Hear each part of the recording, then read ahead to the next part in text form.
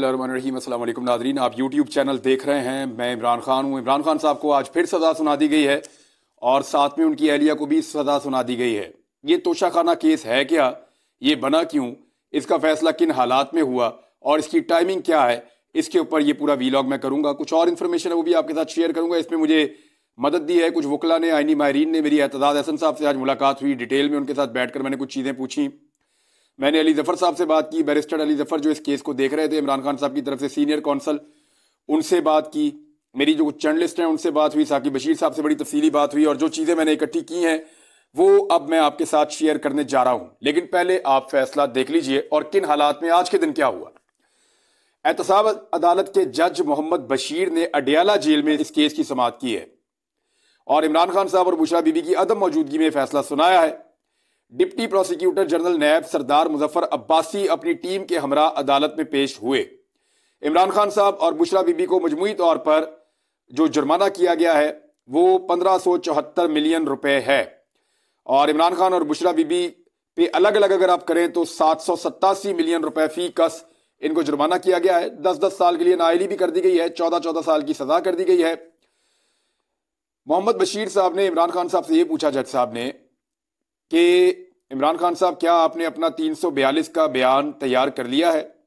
जिस पर इमरान खान साहब ने कहा कि मैंने तैयार कर लिया है।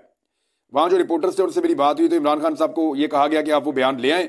तो उस पर इमरान खान साहब ने कहा कि उसमें अभी मेरे वकला आ रहे हैं तो हमें कुछ अमेंडमेंट करनी है। और वकला इमरान खान साहब के गए हुए थे हाई कोर्ट। वो क्यों गए थे वो मैं आपको बता देता हूं। अभी मेरे वकला और बुशरा बीबी को आने में थोड़ा टाइम लगेगा, इतनी जल्दी किस बात की है, मैं अपना बयान आपको जमा करवा दूंगा।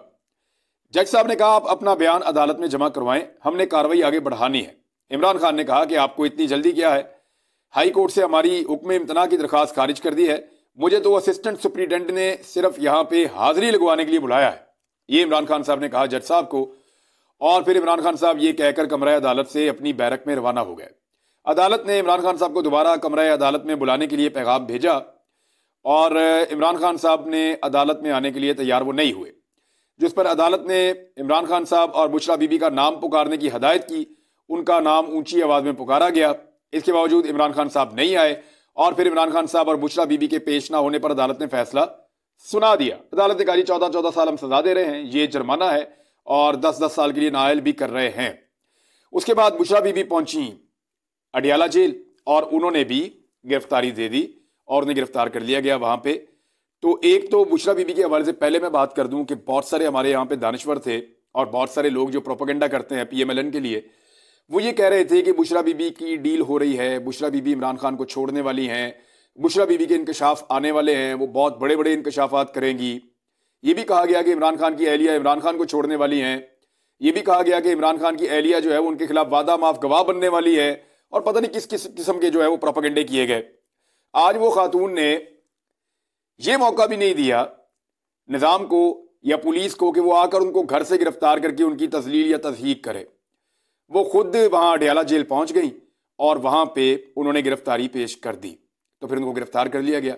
तो वो जो सारे लोग ऐसी बातें कर रहे थे वो जरा अपने सोर्सेज को रीचेक कर लें और जरा देख लें कि उनके सोर्सेज उनको क्यों बार बार बेइज्जत करवाते हैं, बार बार उनको क्यों जलील करवाते हैं कि वो अपने सोर्सेज के कहने के ऊपर खबर दे देते हैं और बाद में मुंह की खानी पड़ती है। ये वही खातून है जिनके बारे में प्रोपेगेंडा किया जा रहा था और उन्होंने कहा कि मैं इमरान खान को कमजोर नहीं करूंगी और उसकी कमजोरी का बायस नहीं बनूंगी। उन्होंने जाके गिरफ्तारी दे दी। ये था जी बुशरा बीबी का मामला। अब जरा आ जाए जो टाइम लाइन है इस केस की, उसके ऊपर बात करते हैं कि केस है क्या, बना कैसे और होना क्या चाहिए था और कानून क्या कहता है, वो भी मैं आपको बताता हूं। सबसे पहले तो आप ये देखें कि ये 2022 के अगस्त में मोहसिन शाहनवाज रांझा एक मुस्लिम लीग नून के एमएनए हैं। उन्होंने पीडीएम के दूसरे, जब पीडीएम की हुकूमत बन गई शहबाज शरीफ साहब की, तो दूसरे लोगों के साथ मिलकर उस वक्त स्पीकर थे राजा परवेज अशरफ, उनको एक केस भिजवाया था इमरान खान के खिलाफ तोशा के हवाले से रेफरेंस। उन्होंने जो उस वक्त स्पीकर थे उन्होंने भिजवा दिया सिकंदर सुल्तान राजा साहब को और फिर ये इलेक्शन कमीशन ऑफ पाकिस्तान में दायर हो गया। इमरान खान साहब जो है वो 7 सितंबर 2022 को इलेक्शन कमीशन में अपना तहरीरी जवाब उन्होंने जमा करवाया और जवाब के मुताबिक इमरान खान साहब ने कहा कि उनको जो तोहफे मिले हैं उनमें सिर्फ 14 चीजें ऐसी थी जिनकी मालियत 30,000 रुपए से जायद थी और उन्होंने बाकायदा कानूनी प्रोसीजर इस्तेमाल करने के बाद जो भी तरीकाकार था उस ऑफिस का, उसके बाद उनको खरीदा है। और इमरान खान ने कहा बतौर वजीर आजम अपने दौर में मिलने वाले सिर्फ 4 तहाइफ मैंने फरोख्त किए थे। और इमरान खान ने कहा कि उन्होंने 2 करोड़ 16 लाख रुपए की अदायगी के बाद सरकारी खजाने से तहाइफ की फरोख्त से तकरीबन 5 करोड़ 80 लाख रुपए हासिल किए थे। अच्छा, ये हो गया जी इमरान खान साहब का स्टेटमेंट जो उन्होंने दिया था। उसके बाद इमरान खान साहब के खिलाफ दायर तोशाखाना रेफरेंस का फैसला सुनाया गया 21 अक्टूबर 2022 को, और उन्हें नाअहल करार दे दिया गया। इलेक्शन कमीशन ने इमरान खान को आईने पाकिस्तान के आर्टिकल 63 की शिक 1 की झेली शिक पी के तहत नाअहल किया, जबकि आइन के मज़कूरा आर्टिकल के तहत उनकी नाअहली की मुद्दत उस वक्त की मौजूदा असम्बली के इख्तिताम तक बरकरार रहनी थी, वो तो वैसे ही खत्म हो गई उस वक्त जब इमरान खान साहब के खिलाफ ये मामला हुआ था और उनको डी सीट भी कर दिया गया था। अच्छा, अब हुआ ये कि इमरान खान साहब ने या उनके लोगों ने, कुछ वकला ने रिकॉर्ड भी मांगा था कि पूरे पाकिस्तान का तोशाखाना का रिकॉर्ड लाया जाए। जिन जिन लोगों ने जो जो कुछ भी तोशाखाना से हासिल किया उसका रिकॉर्ड लाया जाए। तो वो जो रिकॉर्ड है वो भी लाया गया। तोशाखाना, पहले जरा आप समझ लें, तोशाखाना एक्चुअली ये एक ऐसा दफ्तर है या एक ऐसा डिपार्टमेंट है कि जो भी पाकिस्तान के ओहदेदारान, वजीर आजम, वज़रा, सदूर या बड़े बड़े जो लोग हैं, वो जब पाकिस्तान से बाहर जाते हैं पाकिस्तान की नुमाइंदगी करते हुए, तो उनको उन मुल्कों के सरबराहान या उन मुल्कों के लोग जो उनको तोहफे देते हैं, कीमती तहाइफ, वो तहाइफ एक्चुअली उस बंदे को नहीं मिलता, वो तोहफा उस मुल्क को मिलता है, उस मुल्क की इज्जत होता है। तो पाकिस्तान में एक कानून बना हुआ है, तोशाखाना का एक पूरा सिस्टम है, उसके अंदर वो तोहफा जमा हो जाता है। अब वो सिस्टम कहता है कि अगर आप अपना तोहफा खरीदना चाहते हैं तो आप खरीद लें, नहीं तो उसको नीलाम कर दिया जाएगा एक खास वक्त के बाद। तो इमरान खान साहब ने अपने कुछ तोहफे खरीदे और कुछ छोड़ दिए। इसी तरह सारे लोग यही करते रहे हैं। अब आ जाए इस केस में हुआ क्या। हुआ ये कि इमरान खान साहब के ऊपर जो चार्ज फ्रेम किया गया ये 9 जनवरी को किया गया है, यानी आज जब फैसला सुनाया गया तो 31 जनवरी है और जब चार्ज फ्रेम किया गया तो 9 जनवरी है। अब इतनी तेजी से ये ट्रायल चला है कि आप अंदाजा कर लें कि 20-21 दिन के अंदर अंदर फैसला सुना दिया अदालत ने। बीच में छुट्टियां भी शामिल हैं। 20 तारीख तक तो क्रॉस एग्जामिनेशन होता रहा आपस में। उसके बाद जो 23 तारीख है उस पर जज साहब छुट्टी पे चले गए, क्योंकि बाद में हफ्ता एतवार आ गया और 23 तारीख पे जज साहब छुट्टी पे चले गए थे। 24 तारीख को ये दोबारा फिक्स हुआ केस, अडयाला के अंदर चल रहा था, अडयाला जेल के अंदर। धुंध बहुत ज्यादा थी उस दिन, उसकी वजह से वकील नहीं पहुंच सके। 25 तारीख को वकील पहुंचे और केस के ऊपर कार्रवाई नहीं हुई। तो 20 तारीख से 25 तारीख तक तो ऐसे ही सारा मामला कटाई में रहा, कुछ हुआ ही नहीं। अब रह गया आखिरी 4-5 दिन का मामला और छठे दिन के ऊपर फैसला आ गया। 27 तारीख को केस दोबारा लगता है। 27 तारीख को 2 गवाहान की एग्जामिनेशन मुकम्मल हुई, यानी 2 गवाहान से जिरा की गई, सवाल जवाब किए गए और वो सरकार की तरफ से किए गए, जो प्रोसिक्यूशन थी उसकी जानिब से किए गए। 3 गवाह टोटल मौजूद थे, 2 को मुकम्मल सुन लिया गया और 1 गवाह के ऊपर जिरा होना बाकी थी, उसकी क्रॉस एग्जामिनेशन होना बाकी थी। अब आ जाता है इतवार का दिन। जब पीर का दिन आया 29 तारीख जनवरी की, तो फिर इमरान खान साहब के वकला ने कहा कि अब हम जिरा करना चाहते हैं गवाहान के ऊपर। हम चाहते हैं कि हम इन गवाहान से सवाल करें और इनसे जवाब मांगें जो चीजें इन्होंने अदालत को बताई हैं। तो इस पे अदालत ने उनको मना कर दिया। यानी ऐसा नहीं होता। मैंने आज एतजाज हसन साहब से पूछा, बाकी लोगों से पूछा, उन्होंने कहा जी मुमकिन ही नहीं, हो ही नहीं सकता। मुलजिम के जो वकील हैं उनको पूरा हक होता है कि वो गवाहान से सवाल जवाब करें, इसी से जज को मदद मिलती है फैसला करने में। लेकिन वहां पे जज साहब ने ये जो राइट था इसको क्लोज कर दिया कि इमरान खान साहब के वकला को इजाजत नहीं दी गई कि वो सवाल कर सके उन गवाहों से जिनको इमरान खान साहब के खिलाफ पेश किया गया था। अब आ गई जनाब 30 तारीख। 30 तारीख को दोबारा वकला की ये कोशिश थी कि उनको जो हक है वो मिले और वो जिरा कर सकें गवाहान के साथ, लेकिन उनको मौका नहीं दिया गया, उनका हक खत्म कर दिया गया। और साथ ही ये कह दिया गया अदालत की जानिब से कि 342 का बयान जो है वो इमरान खान साहब दे दें। अच्छा, 342 का बयान ये होता है कि ये हर केस के अंदर फैसले से पहले जज साहब जो है वो मौका देते हैं मुलजिम को कि वो अपना पूरा केस, उसका दिफा पेश करे अपने वकला के जरिए से। यानी पूरे केस के ऊपर वो उसको कंक्लूड करें उनके वकला और वो बताएं कि इस केस के अंदर उनका अपना मौक़िफ़ क्या है। इसको कहते हैं 342 का बयान। फौरी तौर पे जज साहब ने कहा 342 का बयान आप जमा करवाएं। इमरान खान साहब और उनके वकला इस उजलत के ऊपर हैरान थे। उन्हें लग रहा था कि अभी तो बहुत टाइम पड़ा है, अभी तो जिरा होगी, हमें मौका मिलेगा बात करने का। मौका उनको दिया नहीं गया और उनसे कहा गया कि आप 342 का बयान जमा करवा दें। अब उन्होंने फौरी तौर पे बयान लिखना शुरू किया। अब ये केस इतना लंबा है, इसके फैक्ट्स इतने ज्यादा हैं, कुछ फैक्ट्स मैं आपके साथ शेयर करूंगा, वो इतने ज्यादा हैं कि उनको टाइम लगा और अदालत वहां पे उस दिन खत्म हो गई। अगले दिन आइडिया हो गया था इमरान खान साहब के वकला को कि अब होगा ये कि सुबह आते ही किसी भी वक्त अचानक फैसला सुना दिया जाएगा, और हमें मौका ही नहीं दिया गया। ना मौका दिया गया कि हम अपने गवाहान को तलब कर सकें, ना मौका दिया गया कि इमरान खान साहब के वकला जो हैं, ना उन्हें मौका मिला कि वो गवाहान को तलब कर सकें, ना उन्हें मौका मिला कि वो सबूत पेश कर सकें, ना उन्हें मौका मिल रहा था जो गवाह पेश किए गए थे प्रोसिक्यूशन की तरफ से या हुकूमत की तरफ से, उन गवाहान के ऊपर सवाल जवाब कर सकें। तो जब ये मौका नहीं मिला तो हुआ क्या, वो फौरी तौर पे हाई कोर्ट गए और हाई कोर्ट के अंदर उन्होंने कोशिश की कि इस मामले को यहां पे रोका जाए, होल्ड किया जाए, इससे पहले कि फैसला सुना दें जज मोहम्मद बशीर साहब। जज साहब बीमार भी थे और कहा जाता है कि वो उनको अस्पताल भी ले जाना पड़ा, उनकी हालत गैर भी हुई और वो छुट्टी भी लेना चाहते थे, लेकिन इसके बावजूद उनको ये जजमेंट देनी पड़ी और वो ये काम अपना करते रहे इस फैसले के हवाले से।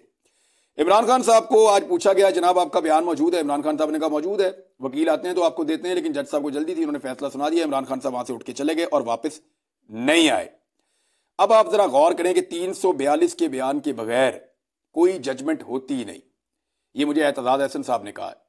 उन्होंने कहा जब तक मुलजिम अपना दिफा ना करे और ये ना बताए कि एक्चुअली क्या हुआ था, तब तक कोई जजमेंट नहीं आती, फैसला तब तक नहीं दिया जा सकता। लेकिन यहां पे फैसला दे दिया गया। ये जो फैसला है ये भी बहुत जल्दी फारिग हो जाएगा।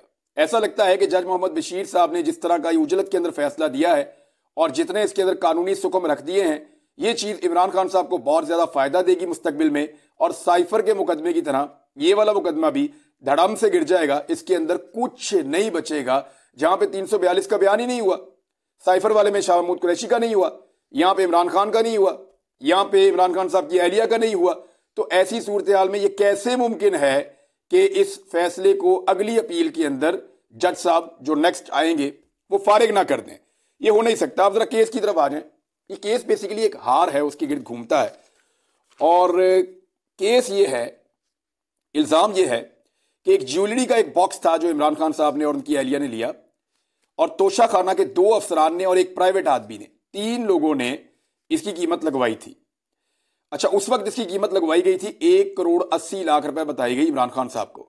इमरान खान साहब ने 20% से बढ़ाकर तोशा खाना से तोहफा लेने की कीमत 50% कर रखी थी, और उसके मुताबिक उन्होंने 1 करोड़ 80 लाख रुपए की ये ज्वेलरी 90 लाख रुपए में हासिल की, यानी आधे पैसों में। इससे पहले ये 20% हुआ करती थी नवाज शरीफ के दौर में, इमरान खान साहब ने इसको बढ़ा दिया था।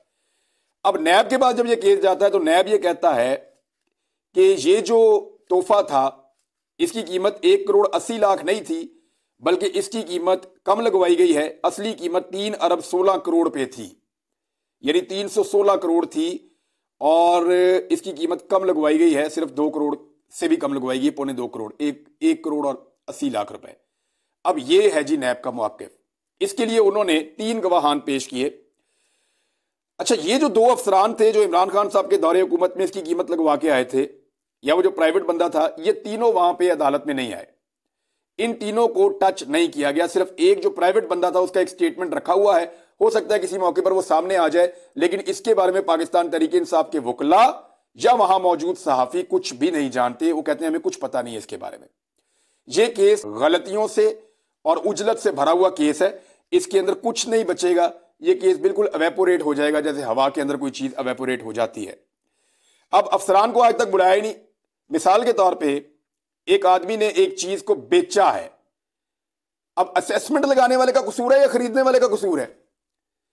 खरीदने वाले को तो बताया ये चीज भाई इतने रुपए की है और इतने रुपए की आपको दे दूंगा, उसने पैसे देकर ले लिया। अब जिसने बेची है, चाहे उसने ज्यादा पैसों में बेची हो या कम पैसों में बेची हो, उसको ना बुलाया ना उसको पूछा। ये हो रहा है जी इस अदालत के अंदर इंसाफ।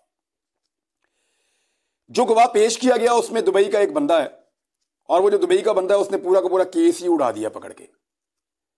जो प्रोसिक्यूशन की तरफ से गवाह पेश किया गया इमरान खान के खिलाफ, वो दुबई का एक बंदा है, वो इंडियन एक कंपनी के अंदर मुलाजिम है, और उस कंपनी के जरिए से इसकी कीमत लगवाई गई थी। उसने 2 ऐसी बातें की अदालत में जिससे पूरा केस ही उड़ गया। नंबर 1, उसने कहा जी एक तो मुझे कोई अदायगी नहीं हुई, और उसने ये कहा कि मैंने एक तस्वीर देखी और तस्वीर की बुनियाद पे मैंने कीमत लगवाई। तो एक तस्वीर की बुनियाद पे कैसे कीमत लगवाई जा सकती है एक ज्वेलरी की, और वो भी इतनी ज्यादा, ये कुछ समझ नहीं आ रही। दूसरी बात उसने ये कही कि उसने इसका वजन ग्राम्स में बताया, हालांकि जो ये ज्वेलरी थी उसका वजन कैरेट्स में होता है, तो कैरेट्स में बताने की बजाय ग्राम्स में बताया, जिसका बड़ा मजाक उड़ा। तो ये दो ऐसी संगीन और बड़ी गलतियां थी जिसके ऊपर इस पूरे केस को उड़ाया जा सकता था कि जो सबसे मेन गवाह है उसने केस को उड़ा के रख दिया, तबाह करके रख दिया। लेकिन इसमें इमरान खान साहब को सजा हो गई है, क्योंकि इस वक्त पूरा का पूरा निजाम उनके खिलाफ है, और ऊपर नीचे दो सजाओं के बाद ये उम्मीद की जा रही थी कि कहीं पे कोई इंतशार पैदा हो जाएगा। लेकिन इमरान खान साहब ने अपनी पार्टी के लोगों को कहा कि बिल्कुल कूल डाउन रहें, किसी किस्म का रिएक्शन नहीं देना। रिएक्शन सारा का सारा 8 फरवरी को देना, इंतखाबात में वोट डालने की सूरत में, और कुछ नहीं करना, सिर्फ वोट का हक इस्तेमाल करना है। इमरान खान साहब अपने लोगों को यह कह रहे हैं कि मेरे उम्मीदवारों को वोट डालें। अब आ जाए एक और चीज की तरफ कि जिन लोगों ने गैर कानूनी काम किया, इस रियासत ने या इस निजाम ने या इन अदालतों ने उनके खिलाफ क्या किया। तोशाखाना के रूल्स के अंदर लिखा हुआ है, मैं वो रूल आपको पढ़ के सुना देता हूं। रूल 11 है, Antique items and vehicles shall not be allowed to be purchased by the recipients. Antiques shall be placed in the museums or displayed in official buildings owned by the government. Vehicles shall be given to the central pool of cars of the cabinet division. यानी साफ लिखा हुआ है कि जो नायाब चीजें ना, antiques जिन्हें आप कहते हैं, वो चीजें और गाड़ियां, वो कोई भी तोहफा वसूल करने वाला खरीद नहीं सकता। गाड़ियों के बारे में साफ लिखा हुआ है कि गाड़ियां कभी नहीं खरीदी जा सकती, रूल इसकी इजाजत नहीं देता। ये गाड़ियां central pool of cars of the cabinet division, उसके अंदर जमा हो जाएंगी जाके। कैबिनेट डिवीजन का एक पूल होता है कार्स का, जहां पे गाड़ियां होती हैं सारी, वहां पे ये गाड़ियां जमा करवा दी जाएंगी, इनको कोई खरीद नहीं सकता। तो जनाब जो रिकॉर्ड अदालत के सामने आया, उस रिकॉर्ड के मुताबिक नवाज शरीफ, आसिफ अली जरदारी और यूसुफ रजा गिलानी, इन तीनों ने गाड़ियां हासिल की हैं, लेकिन तीनों के खिलाफ कोई कार्रवाई नहीं हुई मुबैना तौर पे, क्योंकि इसकी इंक्वायरी होना भी बाकी है, पता चलना चाहिए। मरियम नवाज ने भी एक BMW गाड़ी ली थी मुबैना तौर पे, तो उसको देखते हैं उसका क्या बनता है, या ये सारा का सारा हथौड़ा इस वक्त पाकिस्तान तहरीक इंसाफ या इमरान खान के खिलाफ ही चलना है। ये चीज़ें अभी चलती रहेंगी, इनके अंदर और बहुत सारी चीज़ें निकलेंगी, लेकिन ये केस भी बिल्कुल पहले झटके के अंदर उड़ के फारिग हो जाएगा। ऐसा लगता है कि दोनों जजेस ने शायद ऐसे फैसले दे दिए हैं जिससे फ़ायदा इमरान खान का होगा, और जो केसेस उनके गले की हड्डी बने हुए थे उनसे उनकी पक्की पक्की जान छूट जाएगी। अगले वीलॉग में मैं आपको कुछ अहम चीज़ें बताऊंगा, और अमेरिका से भी कुछ खबरें आई वो भी आपके साथ शेयर करूंगा। लेकिन सबसे पहले आप ये देख लीजिए कि 3 चीज़ें वायलेट हो गई हैं इस पूरे केस के अंदर। तमाम लोग जो इसको रिपोर्ट कर रहे थे या तमाम लोग जो इस केस का हिस्सा थे, वो ये कहते हैं, नंबर 1, जरा का हक नहीं मिला इमरान खान के वकला को, जो बुनियादी हक है। नंबर 2, 342 का बयान नहीं हुआ जिसके बगैर सजा नहीं दिया जा सकता। नंबर 3, फाइनल आर्गुमेंट्स का भी मौका नहीं दिया गया, जो हर केस के अंदर होते हैं। तो फिर इस केस की हकीकत क्या रहेगी, आप अच्छी तरह जानते हैं, और हर हकीकत आप उससे बाखबर हैं, आपको पता है कि क्या हो रहा है और क्यों हो रहा है। अब तक के लिए इतना ही, अपना ख्याल रखिएगा, अपने चैनल का भी। फिर मिलते हैं, अल्लाह हाफिज।